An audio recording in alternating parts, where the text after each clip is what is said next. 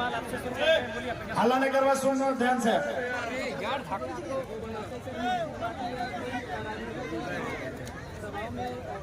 हाँ बिल्कुल, ये एक लोकतांत्रिक देश में बहुत बड़ा दुर्भाग्य है कि राजनेताओं को अपने विपक्ष से डर नहीं है। भारतीय जनता पार्टी को कांग्रेस से नहीं, जेएमएम को आईएसयू से नहीं, सबको डर किससे है? हमारी चुनाव जीतने या हारने से डर नहीं है, उन्हें उस विचारधारा से डर है जो 23 सालों में उन्होंने एक व्यवस्था बना के रखी थी, उसे उस विचारधारा ने चुनौती दिया। राजगंज में भी 3 बजे रात तक लोगों ने मीटिंग की हमारी सभा में लोग आने से रोकने के लिए। अभी बाबूलाल मरांडी की सभा कर रहे हैं, क्या आपने एक भी समाचार सुना है कि सभाओं में किसी ने व्यवधान उत्पन्न किया है? लोकतंत्र है, अपनी बातों को रखने के लिए सभी स्वतंत्र है। लेकिन आज राजगंज के बाद बागमारा की धरती में भी लोगों को यहाँ से रोका गया, चौक चौराहे में लोग मॉनिटरिंग किए कि सभा में नहीं जाना है। कहीं ना कहीं लोकतांत्रिक प्रदेश में और लोकतांत्रिक देश में और लोकतांत्रिक प्रदेश में भी अपनी बातों को नहीं रखने देने के लिए ये रोकने की जो साजिश चली जा रही है, ये कहीं ना कहीं असर है। बेंगलोर में जो हमारे प्रवासी लोग हैं, मुख्यतः जो इंजीनियर, मैं एक लाइन बताऊंगा। पंडित बाल गंगाधर तिलक का एक स्टेटमेंट था, उनसे किसी ने पूछा था कि अगर भारत आज़ाद हो गया तो अब क्या करें? उन्होंने कहा हम गणित पढ़ाएंगे।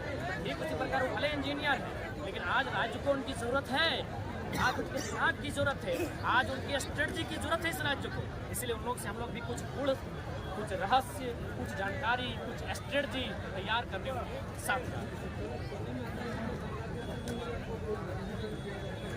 हाँ, ये रिस्क नहीं है क्योंकि वो अन्य देश का मामला है, वहाँ संस्कृति का विषय है। बांग्लादेश संस्कृति के आधार पर ही अलग हुआ, पहले इसलिए वहाँ से भी आया था, लेकिन वहाँ के यहाँ फिलहाल अपने राज्य में राज्य के प्रवासी जहाँ है वहाँ भी हम सवाल। आपका मैं सवाल को उत्तर देना चाहूँगा कि आज एक कहावत है ना, अगर आपको हाईलाइटेड होना है, ठीक है, अच्छा काम करने वाले व्यक्ति को गाली दीजिए, आप उसके पैरेलल में हाईलाइट हो जाएंगे। अभी एक संकीर्ण और घृणित मानसिकता उनको बोलिए कि जो लोग सरकार में बैठे हैं उनकी आलोचना कीजिए, जो लोग विधायक सांसद बने हैं उनकी आलोचना कीजिए, जो लोग है भ्रष्टाचार है उनकी आलोचना कीजिए। हम बातों की आलोचना कब कीजिएगा? जब हम लोग कभी संवैधानिक दायित्वों पर आएंगे, इसलिए उन पर बात मत कीजिए। वे लोग संकीर्ण घृणित मानसिकता के लोग हो सकते हैं, उनसे हमारा कोई वास्ता नहीं है। वे लोग फले फूले हमारी सरकार।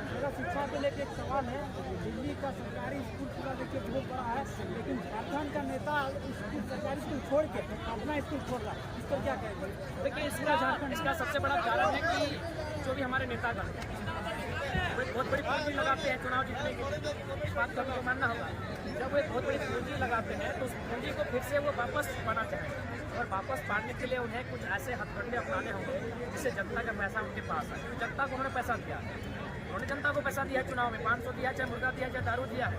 अब उस पैसे को वापस लाने के लिए उन लोग क्या करते हैं? प्राइवेट सेक्टर को मजबूती करते हैं ताकि जनता का पैसा प्राइवेट सेक्टर में जाएगा। गवर्नमेंट सेक्टर में जब तक पैसा नहीं जाता तो प्राइवेट सेक्टर में जब पैसा आएगा, और आप सही बात है, जितना भी प्राइवेट सेक्टर है, शिक्षण संस्थान है, चाहे वो बीएड कॉलेज जो भी रहे, उनमें कहीं ना कहीं जो स्थानीय जनप्रतिनिधि होते हैं, चाहे वो कोई रहे, किसी भी क्षेत्र का रहे, उनकी हिस्सेदारी होती है। उनका रोक लगना चाहिए कि रोक लगना चाहिए, सरकारी काम को करना चाहिए, विधानसभा के भीतर होना चाहिए, शिक्षा अनुपालन करवाने के लिए।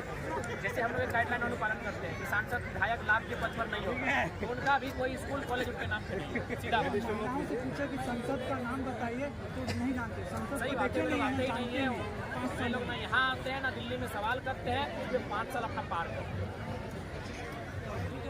बाकी सबको मीडिया लोकतंत्र के चौथे स्तंभ को, बागमारा की